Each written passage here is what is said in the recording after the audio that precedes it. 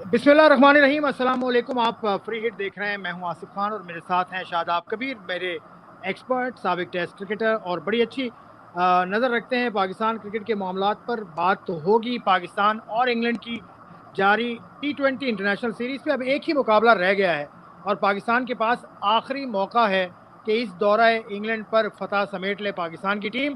पिछले मुकाबले में गो के बड़ा स्कोर किया पाकिस्तान ने 194 रन, लेकिन उसके बावजूद मुकाबला हाथ से निकल गया और 10 T20 इंटरनेशनल मुकाबले हो चुके हैं अब तक।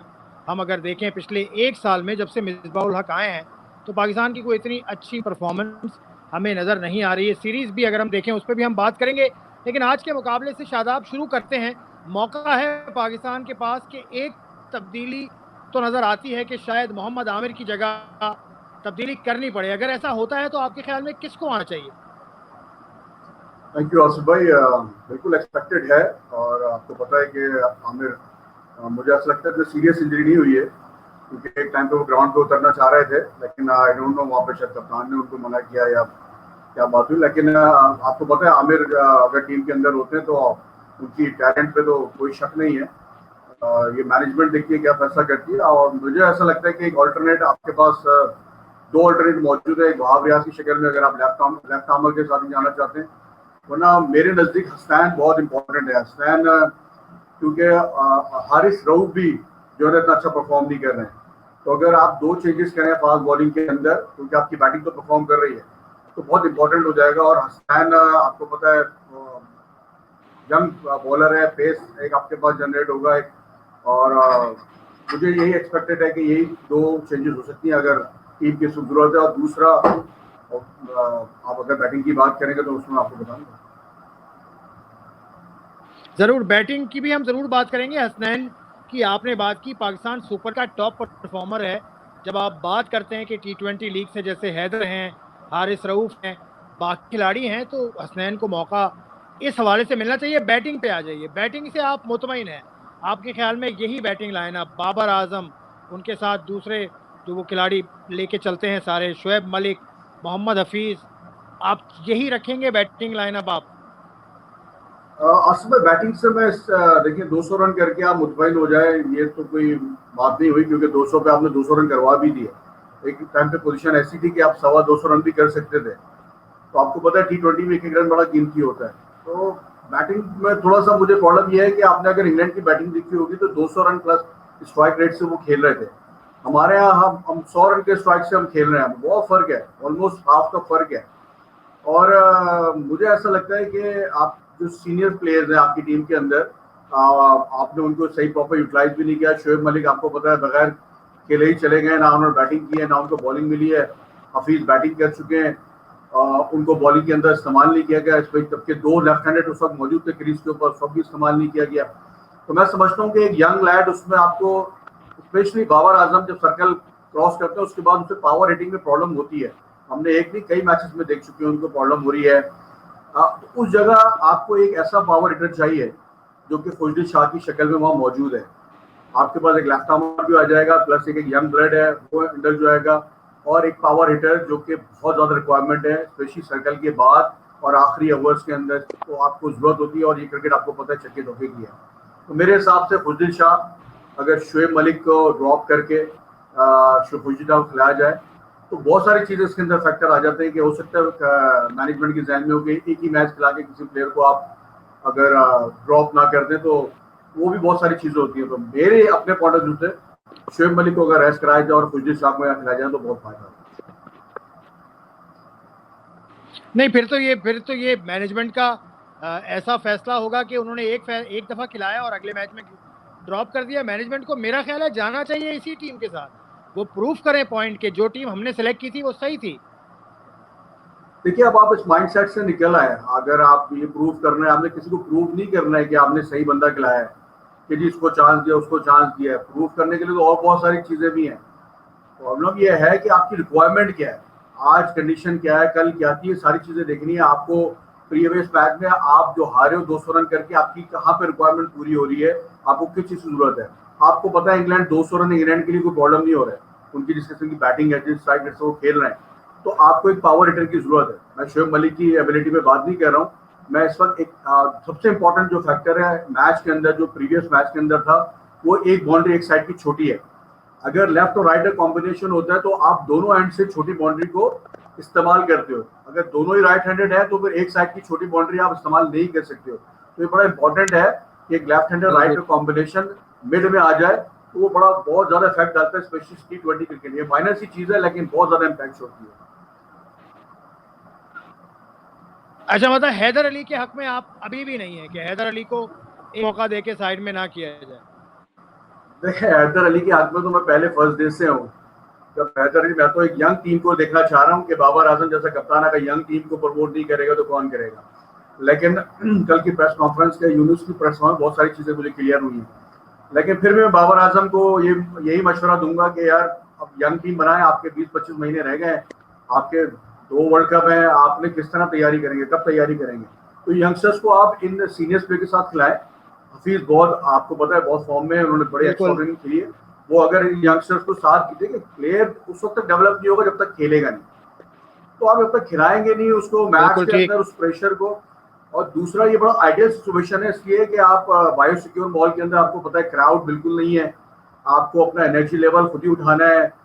उसका एक एडवांटेज पाकिस्तान में, क्योंकि हम इस किस्म की क्रिकेट के आदी हैं, हमारे हम बगैर क्राउड पर क्रिकेट खेलते रहे, तो एक एडवांटेज ले, किसी यंगस्टर को खिलाएं और उसको आदी बना सकते हैं आप इस क्रिकेट के अंदर। और मैं समझता हूँ आइडियल टाइम है हैदर अली के लिए या खुशदिल के लिए, स्पेशली आज के मैच में तो खुशदिल को खिलाना चाहिए। चलें, ठीक है। आपने यूनुस की बात की, यूनुस, और आपने बाबर की भी बात की। तो यूनुस खान ने आज अखबारों में लिखा है कि यूनुस ने ये कहा कि बाबर आजम को मैदान में फैसले खुद लेने चाहिए। क्या मतलब है इस बात का? क्या बाबर के ऊपर दबाव है, बाहर से फैसले आ रहे हैं उनके ऊपर? क्या मतलब है इस बात का? देखिए, वो ऑब्वियसली आपने भी देखा, मैंने भी देखा, हमारे जूनियर विकी आखिर, आपको पता है मिस्टर कूल ये कौन है? ड्रेसिंग रूम के बाहर आ गए थे। कौन है जूनियर में किया? मैं मिसबाह की बात कर रहा हूँ यार, जबरदस्त आदमी, आपको पता है ड्रेसिंग रूम में आके इतना प्रेशर में आदमी है वो, इतना प्रेशर में कि उसको ड्रेसिंग रूम से बाहर निकलना पड़ा। हम ये चीजें हम पाकिस्तान टीम के अंदर ही देखते हैं। पास में हमने जाहिद भाई को देखा था, अभी हमने इस एडवांस क्रिकेट के अंदर हमने देखा कि हमारा कोच ड्रेसिंग रूम के बाहर आ गया और फील्डिंग सेट करने लग गया था, इशारे कर रहा था। तो बात ये है कि प्रेशर नजर आ रहा है आपके जो मिसबाह पे, तो वो कोशिश कर रहे हैं। आपका जो कप्तान की मैं बात जरूर कर रहा था पीछे, अजहर, क्योंकि मैं एज ए इंडिविजुअल तो बहुत बहुत अच्छे नफीस इंसान है, लेकिन क्रिकेट के अंदर स्ट्रगल कर रहे थे, तो जब कप्तान स्ट्रगल कर रहा है तो वो डोमिनेट होता है। यहाँ पे इसलिए मैं बाबर को कह रहा हूँ कि बाबर वाइड परफॉर्मर है, तो वो अगर डोमिनेट हो रहा है या वो इंडिकेट हो रहा है ड्रेसिंग रूम से, या उसको बहुत सारे फैसले लेने पड़ रहे हैं, तो फिर देखिए रिस्पॉन्सिबिलिटी इवेंचुअली ग्राउंड के अंदर आपके कप्तान पे ही आती है, तो वो उनको लेनी पड़ेगी, वो मैच्योरिटी उनको दिखानी पड़ेगी। तो ये सबसे जो लर्निंग प्रोसेस है उनका, तो मेरे ख्याल में अगर लर्निंग प्रोसेस है तो उनको लर्न करना चाहिए और अपनी मिस्टेक से, और फाइट करनी चाहिए अपनी टीम के लिए, और फ्रंट से आए और सारे डिसीजन खुद लें। बिल्कुल। चले, आपने इसकी तो बात कर ली। यूनुस खान की जब हम बात करें, जिस तरह से यूनुस खान कल रिलैक्स्ड नजर आए थे शादाब, और वो कह रहे हैं कि वो बॉब वुलमर बनना चाहते हैं, तो क्या, और वो बालों पे हाथ फेरने का जिक्र, हफीज साथ गोल्फ खेलने या देखने जा जिक्र, क्या वो एक बाप का किरदार, वो जो फादरली फिगर कोचिंग में कहा जाता है, मिसिंग है? क्या वो बनने की कोशिश कर रहे हैं? देखिए, आपने एक ही सवाल में सारे जवाब यूनुस के दे दिए। बात यह है कि यूनुस ने जो बात की है, तो यूनुस जो टेस्ट कैप वाला यूनुस था और अब वाला यूनुस, जो यूनिफॉर्म चेंज हुआ है उनका, उसमें बहुत फर्क नजर आया मुझे। देखिए, यूनुस ने बहुत सारी प्रेस कॉन्फ्रेंस उन्होंने जो बात की है उसके अंदर बहुत सारी चीजें उन्होंने थोड़ी सी गलत भी की है, लेकिन वो जो चीज उन्होंने अच्छी की है वो मुझे जो लगी है, क्योंकि हम पास में जिक्र करते रहे कि बहुत सारे कोचेज हमारे पाकिस्तान टीम में आके कोचिंग सीख रहे हैं, और यूनुस भी उनमें से एक ही है, क्योंकि यूनुस का भी एक्सपीरियंस इतना ज्यादा नहीं है। लेकिन जो उनकी क्वालिटी नजर आई वो यही है कि उन्होंने इस बात को एडमिट किया कि मेरा जो एटीट्यूड था क्रिकेट के जब खेलता था वो बड़ा अग्रेसिव था, अब मुझे एक फादरली फिगर बनना पड़ेगा। उसके लिए उन्होंने लड़कों के बालों में भी हाथ फेरा, किसी को पीछे जाके झप्पी भी मारी है, और आपके सीनियर मोस्ट हफीज, आप जिसे कहते हैं प्रोफेसर साहब के साथ उन्होंने गोल्फ देखने भी गए, उनको वहाँ मशवरे भी दिए। तो उन्होंने सिर्फ ये इसीलिए किया कि उन्होंने बॉब वुलमर की जो एक कोचिंग जो एथिक्स थी उसको उन्होंने फॉलो करने की कोशिश की है, कि वो यूनुस को बड़ा लाड करते थे। तो एक जिसे आप कहते हैं ना कोच और प्लेयर के बीच में जो गैप है वो उसी तरह कम हो सकता है। तो यूनुस के अंदर वो जो यूनिफॉर्म उन्होंने पहना, वो जो कैप पहनी है, मैं समझता हूँ वो इतने प्रोफेशनल आदमी है कि उनको पता है कि उनकी सेकंड इनिंग बिल्कुल स्टार्ट हुई है, तो उनको सारे जितने भी लवाजमात हैं उनको पूरे करने पड़ेंगे। तो वो मेरा ख्याल में बिल्कुल राइट डायरेक्शन पे जा रहे हैं एंड आई होप कि यूनुस एक बेहतरीन कोच साबित हो सके। और उन्हें बताया भी है कि मैंने अच्छा काम किया है, लेकिन क्योंकि उन्होंने अपने जी ठीक है शादाब, लेकिन बेहतरीन कोच तो वो साबित तब होंगे ना जब उन्हें मजीद मौका मिलेगा। आपको याद है कि वो इसी टूर के लिए कोच बन गए थे पाकिस्तान के। बॉब वुलमर बनना चाहते हैं, बॉब वुलमर ने नीचे से शुरू किया था। खैर यूनुस आए हैं, तो क्या ये जो हेड कोच है हमारे, जब यूनुस बनना चाहते हैं तो हेड कोच के लिए खतरा तो नहीं किसी तौर पे हो सकते मिसबाह उल हक के लिए? देखिए, यूनुस जब खेलते थे तो बॉसों के लिए खतरा थे, खेलने में भी और ड्रेसिंग रूम में भी। आपको पता है उन्होंने लड़कों से प्लेटों में खाना भी सही से निकलवाया है, उन्होंने लड़कों को कपड़े भी धुलवाए हैं, उन्होंने सारे तरीके बताए कि बैग किस तरह पैक करते हैं। तो बड़े एग्रेसिव किस्म के उनका एटीट्यूड था। अब जब से वो कोचिंग उन्होंने लिबारा पहना है, तो वो उनको आइडिया हो गया कि इस किस्म का एटीट्यूड चल नहीं सकता। तो वो जब वो इस किस्म के एटीट्यूड के साथ आएंगे, उनको अपनी मिस्टेक्स पता है, तो आपको पता है कि वो जब प्रोफेशनल तरीके से चीज़ें करेंगे तो वो किसी के लिए भी खतरा हो सकते हैं।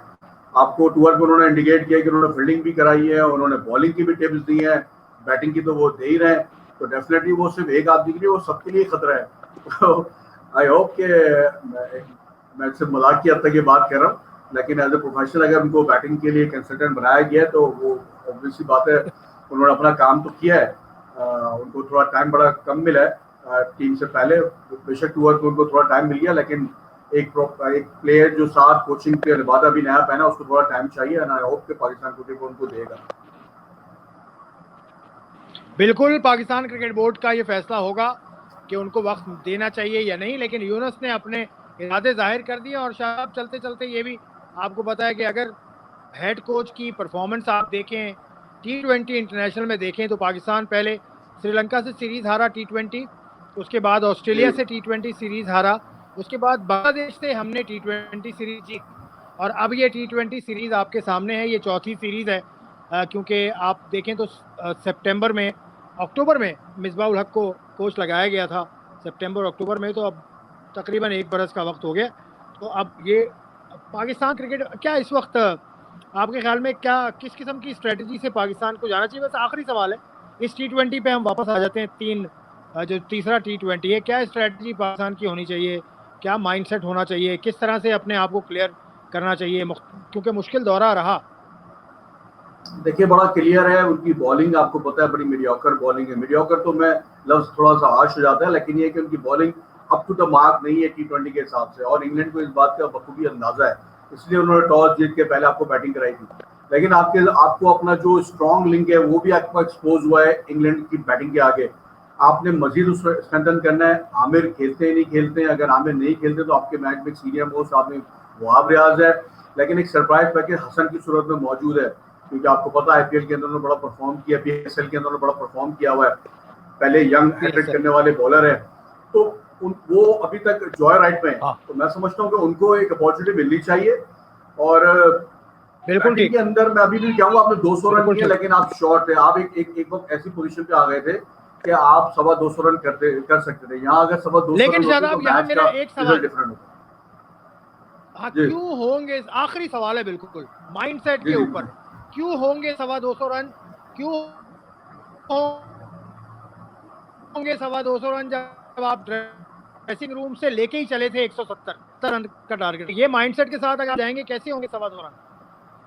देखिए, नॉर्मली क्या होता है, कोचेस थोड़ा सा ना रियलिटी बेस, अगर आप देखें ना कि आप अगर 170 180 प्रीवियस मैच के अंदर बड़ा टफ रहा, मुश्किल रन बन रहे थे, तो उस हिसाब से इन्होंने एक माइंडसेट था। लेकिन बात ये कि मैं यही कह रहा हूँ कि कोचिंग अगर स्टाफ आपका, एक होता है परफॉर्मर कोचिंग स्टाफ होता है, एक होता है आपका टेक्निकल स्टाफ होता है।